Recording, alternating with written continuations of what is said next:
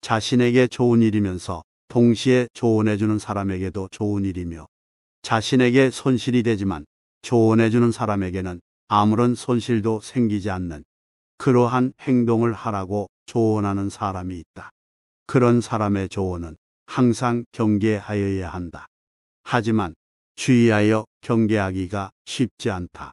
처음부터 조언하는 사람의 진위를 알면서 받아들이는 사람은 거의 없을 것이기 때문이다. 문제는 조언을 하는 상대방이 실제 손익관계를 숨기면서 조언하기 때문에 일어난다.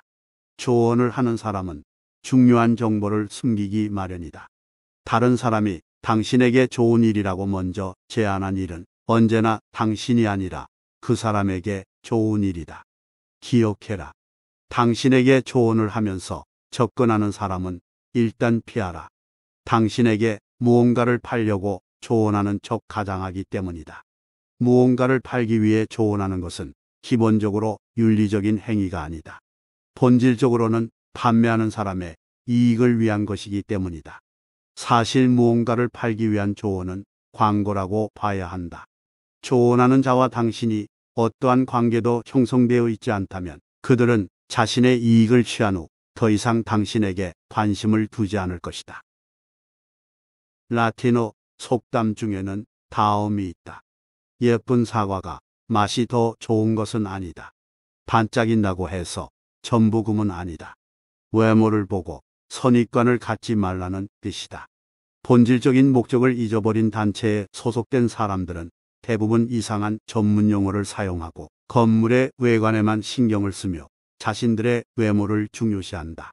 그런 사람들과 이야기를 나눠보면 정작 자신들의 일에 관해 의미 있는 답을 하지 못한다. 투자자를 구슬려 돈을 끌어내려는 사람들은 사업계획서를 화려하게 작성하기 마련이다.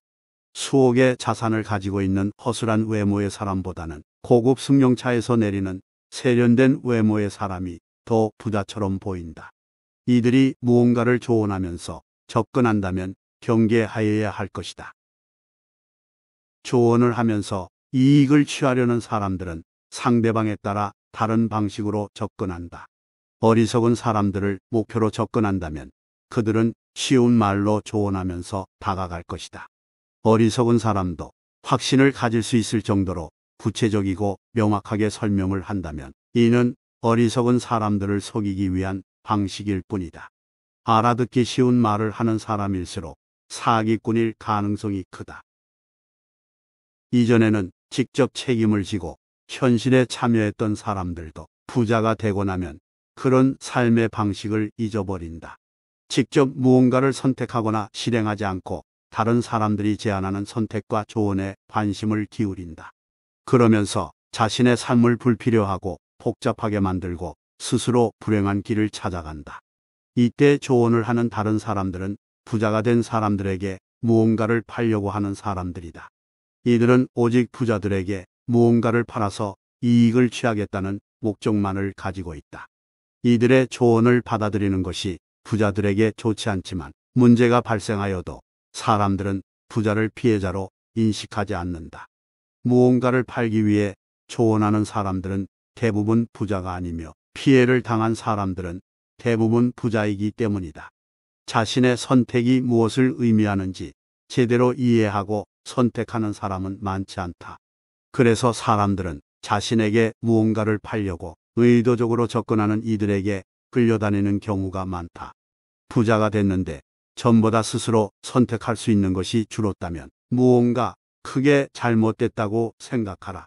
부는 우리에게 다양한 선택권을 주는 것이어야 한다. 진짜 친구를 만들고 싶다면 무엇보다 자신의 재물부터 숨겨야 한다. 자신의 학식이나 학벌도 숨길 수 있다면 숨겨야 한다. 순수한 친구 관계가 유지되기 위해서는 서로의 재산이나 학식을 두고 경쟁이 벌어지거나 열등감을 느끼는 일이 없어야 하기 때문이다. 친구 간의 대화를 하는 데 있어 기본은 상호 간의 불균형을 감추는 것이다. 평등이 깨지면 대화도 깨진다. 순수한 친구를 사귀기 위한 인간관계에서는 서열이 나뉘면 안 된다. 많은 사회가 계속해서 더 풍요로워지고 있는데도 언제부턴가 더 불행해져 가고 있다. 이는 사회가 만들어주는 풍요와 안전을 당연한 것으로 인식하기 때문이다. 사회가 풍요로워지면 새롭게 무언가를 팔려는 사람들이 계속하여 나타난다. 이들은 아주 단순한 물건도 매우 복잡하게 만들고 또한 복잡하게 포장하여 비싸게 팔려고 할 것이다. 이런 사람들 때문에 불편함과 불행이 더욱 커진다. 주변에는 자신은 지식이 많다고 자부하지만 자신이 감당해야 할 합당한 위험이나 책임을 회피하는 사람들이 있다. 이들은 항상 복잡한 해결 방법을 조언한다. 반면에 자신이 직접 위험을 감수하고 책임을 지는 사람들은 단순한 해결 방법을 조언한다. 복잡한 문제에 대해 해법이 복잡해지면 문제는 더욱 심각해진다. 복잡한 해법을 조언하는 사람들은 그 조언으로 인해 직접적으로 이익을 얻지 않는다고 하여도 복잡하게 조언하는 것이 자신들에게 유리하다고 생각한다. 그 조언의 결과로부터 보상받는 것이 아니라 대중의 인식으로부터 보상을 받기 때문이다. 그리고 이들은 이런 복잡한 조언에 대해 부작용이 생겨도 책임지지 않는다. 세상에는 도덕적인 조언을 하면서 자신은 마치 도덕적인 사람인 듯 행동하는 사람들이 있다. 이들은 자신의 명예, 개인적인 이익, 직업에 대한 성공, 사회적인 성취를 위해 도덕을 이용한다. 또한 자신이 취하는 이익에 따른 책임을 회피하기 위하여 도덕을 이용하는 사람들도 있다. 하지만 자신이 도덕적이라고 말하는 조언을 자신도 온전하게 따르지 않으면서 도덕을 말하는 것이 오히려 더 부도덕하다. 도덕적인 조언을 하려면 도덕적인 행동이 뒷받침되어야 한다. 실제 생활이 도덕적이지 않다면 그는 도덕적인 사람이라고 할 수 없고 도덕을 따르라는 조언을 하여서도 안 된다. 도덕적인 행위는 거창한 것이 아니다. 도덕은 보편성을 지닌 것이다. 많은 돈을 불우한 이웃에게 기부하고 이를 많은 이들에게 알려 자신의 명예에 도움을 받으려는 사람들이 있다. 도덕은 자기 자신 혹은 돈이 많은 사람들에게 이익을 주기 위해 행해지는 것이 아니다.